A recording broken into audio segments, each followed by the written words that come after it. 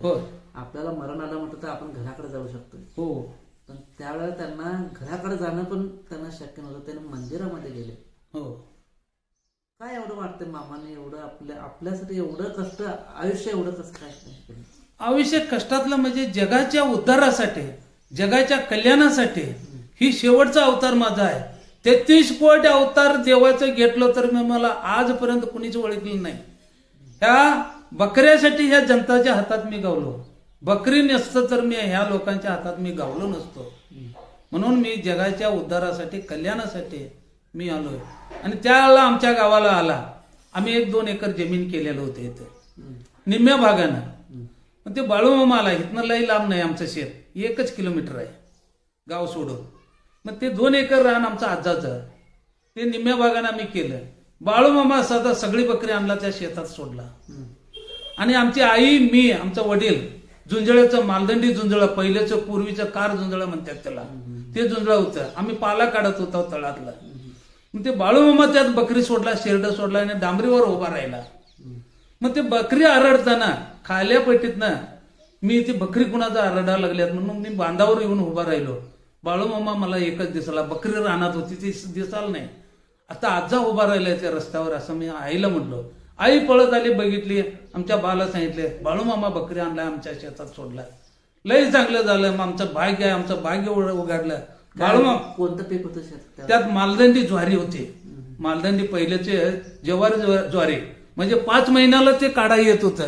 असं 3-4 महिन्याचं पीक नव्हतं, 5व्या महिन्याला येत होते ज्वारी मालदंडी म्हणून. त्यावेळेला मिरगाला पेरायचं आणि नोव्हेंबर मध्ये कापायचं, असलं ज्वारी होती ते. आणि आम्ही ते ऊस म्हणून ते दाट खायच होता, तसलं ते ज्वारी दाट खात होतो आम्ही ऊस म्हणून. एवढा रस असायचं त्या जुंजळ्यामध्ये. मालदंडी ऊसावानी एवढं मोठं. आता आमचे ऊस पिकते का नाही, तसं ते आमचं झुंजळ पिकायचं. मग त्यात मी इंद्रायणी शेरड सोडला आमच्या बाळूमामाना. मग ते बकरी आमचं आता आमची बाळूमामाना आमच्या शेतात बकरी सोडलं. आमचं भाग्य उघडलं. बाळूमामाचं पाऊल लागला, आमचं साडेसाती गेलं, अशी मनात घेतलं. आणि आमचं आई आणि बाबा लांब होऊन पाया पडलं. मग बाळूमामा कुणाचा हात पायाला परच करत नव्हता. 10 फुटावर अंतराळीत पाया पडायचं. 10 फुटाच्या मागच पाया पडायचं, जवळ कुठं नाही. मग त्यावेळेला आमची आई पाया पडली. त्यारे जमीन कुणाचा? तर आमच्या सासऱ्याचा आहे, आम्ही निम्म्या बागाने. कुठला रे म्हटला? तुझा सासरा म्हणाला. बकरी आमचा आहे म्हणून छातीला हात लावला. बकरी शेत आमचं आहे म्हटल्यानंतर 1 वर्ष गेलं तर ते आमचा आजा इकायचं म्हणाला जमीन. आमच्या आईला म्हणतो, ए मुलगी माझी जमीन इकायची आहे, घे म्हणाला. बाबा मला इस्कायला रुपये नाही, आम्ही गरीब माणसं, आम्ही काय घेत नाही, तू कुणाला तर एक जा म्हणाल. स्वस्तात देतो, कमी दरात देतो, तू काय म्हणाला द्यायचं ते दे. काय मी मुलगी म्हणून देतो तुला, खरं मला थोडं पैशाचं गरज आहे आणि घे. नाही बाबा माझ्याकडे रुपये नाही, तू कुणाला तर दान करता, मला नको. असं म्हटल्यानंतर नेलापा धनगरला कळालं, इथं आमच्या गाववाल्याला. ह्यो जाऊन बाळूमामाला सांगितलं. बाळूमामाची बकरी आदमापुरात. मग असं मामा ते दुर्गापाचा सासरा जमीन काय काढलाय आणि ते दुर्गापाकडे रुपया नाही म्हणतोय, काय करायचं? होय रे, खरेदीचे पैसे तेवढं तिच्याकडे आहेत आणि त्याला मामाला द्यायला पाहिजे की काय तर. आणि तिच्याकडे पैसे नाही, ते 400 रुपये देतो. खरं दुर्गापाला बोलायचं नाही, परत गावात कुणाला बोलायचं नाही, रान ठरवू पर्यंत बोलायचं नाही. मामा पैसे दिला येतात, बोलायचं नाही. म्हटल्यानंतर हो म्हटला आणि ते 400 रुपये खिशात टाकला. त्यानं नेला पण आमच्या घरी आला. हे दुर्गाप्पा, ते जमीन घ्यायला पाहिजे. काय रे नेलापा, काय कुळा आहेस काय म्हणाला. मग आमच्याकडे रुपये नाही, कशाने घ्यायचं असं म्हटल्यानंतर नाही म्हणाला. माझ्या बायकोचं एक सोनं आहे, काय 2% काढतो, 5% काढतो, माझं मी फेडतो. का मामाचं पैसे खिशात होतं ना, ते दाबून बोलला. हो बरं ठीक आहे, तू पैसे घालणार असलं तर आम्ही जमीन घेतो. मग संध्याकाळी 4 लोक गोळा केलं. लक्कापा, तू आमचा आजाचं नाव लक्कापा, लक्कापा जमीन देणार काय? देतो म्हणला. मग दुर्गापा, तू जमीन घेणार काय? घेतो. दर सांग लक्कापा. ते 600 रुपये दर सांगितला. मग आमच्या बाला मागा म्हणाल्या. त्यानं 300ला मागितला. ते बी गप बसला, ते बी गप बसला. परत कुणी काय बोलायला तयार नाही. पंच लोक म्हणतात एक गोष्टी बोला, आम्ही मध्ये काय तर हे करतो. ते बी बोलायला तयार नाही, ही बी बोलायला तयार नाही. त्यातला एकटा उठला, तुम्ही दोघांनी ऐकतो म्हटलं तर मी एक गोष्ट सांगतो. तर सांगा म्हणाले. सांगा म्हटल्यानंतर 400 रुपये ठरलं, घ्या 10 रुपये संस्कार म्हणून 10 रुपये संस्कार दिले. 10 रुपये संस्कार दिलं आणि रासारी आमच्या बाला झोप लागायला तयार नाही. का 400 रुपये गोळा करायचं कुठं? गोळा करायचा. आणि निलापा दिलं तर बरं, नाही दिलं नसलं तर काय करायचं? मग ते सकाळी दिवस उगवायला निलापाच्या घरला गेला. अरे निलापा, ते रात्री मोठ्यापणानं तुम्ही जमिनीत ठरवलं असा, ते पैसे कोण देणार? म्हणला की बाळूमामानं दिला, घे की म्हणला 400 रुपये. बाळूमामानं 400 रुपये दिलेला कुणाला माहित आहे काय? नाही. आणि हे रात्री ठरवलं कुणाला माहित नसताना त्यांच्या तोंडानं 400लाच ठरलं तर ते. बाळूमामा किती, बाळूमामानंच तिथं ठरवूनच त्याला पाठवलं होता. 400 रुपयाला तिथंच बाळूमामानं ठरवलाय म्हणून ते मध्यस्थी माणसानं 400 रुपये व्यवहार केलं. मग सगळं झालं, जमीन घेतलं.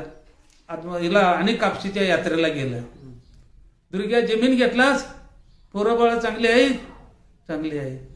बरं तुला काय बाबा 4-5 पोरं आहेत, आम्ही काय बाबा लोक, आम्ही रानात असणार, दगडात असणार, डोंगरात असणार, आणि तू काय आता जमीन घेतला होता आता सावकार होणार तू?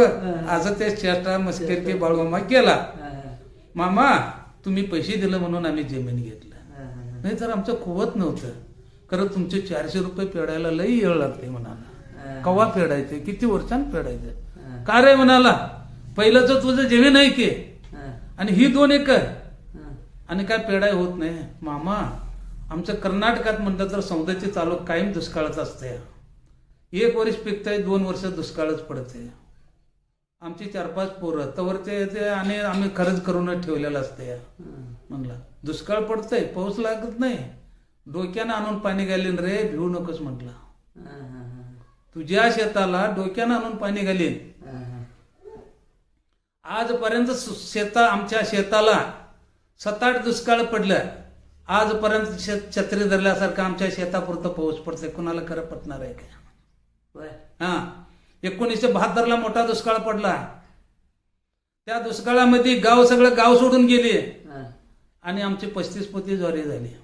35 पोती ज्वारी झाली 72ला. हा 72ला मोठा दुष्काळ. मग 35 पोती ज्वारी झाल्यानंतर आमच्या बायला म्हणा लागले, हे दुर्गापा आम्हाला 250 द्या, पाहिली द्या. आम्ही इकडे गोव्याला जाणार आहे, कुठे बेळगावला जाणार आहे, पुण्याला जाणार आहे, बेंगळूरकडे जाणार आहे, राबायला वाट खर्चापुरता आम्हाला ज्वारी द्या. गावातले काही लोक येऊन, गरीब लोक दारात येऊन बसले. आमच्या बाला कुणाला बनवून द्यायचं? 35 पोती कुणाला पुरणार आहे? आणि मला तर काय थोडं ठेवून घ्यायला पाहिजे, हेनाच नाही बी पुरणार नाही. आणि एकानं दिल्या त्याला हसत जाणार, नाही दिल्यावर ते रडत जाणार. बाबू देवा ही माझ्या पुरतं काय म्हणून दिलास हे, असं बाळूमामाचं आठवण करायचं आमचं वडील. आमची आई बाहेर आत भाकरी करायला ते उठून बाहेर आलं. अहो काय म्हणून बसून गेला याच नाही, द्या आणि पाठवा म्हणाले. हे म्हणाले कुणाला म्हणून पुरणार आहे ते, काय मुठीनं वाटायचं आहे का याच नाही? हा म्हणाला, नाही म्हणाला तू एक काम कर म्हणाला, बाळूमामाचं शेत आहे, बाळूमामाची ज्वारी आहे, कुणाला पुरते तिथपर्यंत द्यायचं. मी एक गमिल देतो, नवरा बायको असली की एक गमिल घाल, मापायचं नाही, वजन करायचं नाही, एक गमिलीनं वाटाय सुरू करा. 2 पोरं असली की 2 गमिल घाला, आणि 4 माणसं वाढ असलं तर 4 गमिल घाला. असं ते घालून त्यांना घालवा. कुठंपर्यंत बाळूमामा पुरते तिथपर्यंत पुरतंय म्हणाल.